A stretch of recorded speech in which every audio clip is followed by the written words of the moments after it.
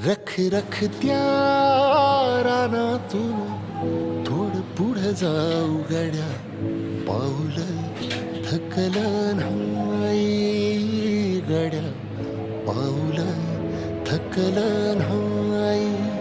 सुकलेल्या भाकरीला पाण्यासंग खाऊ गड्या, पाऊल थकलं नाही गड्या, पाऊल थकलं नाही. झालो बरबाद जरी बसला घाव उरी, कलेची आग सार जाळून विजाईना.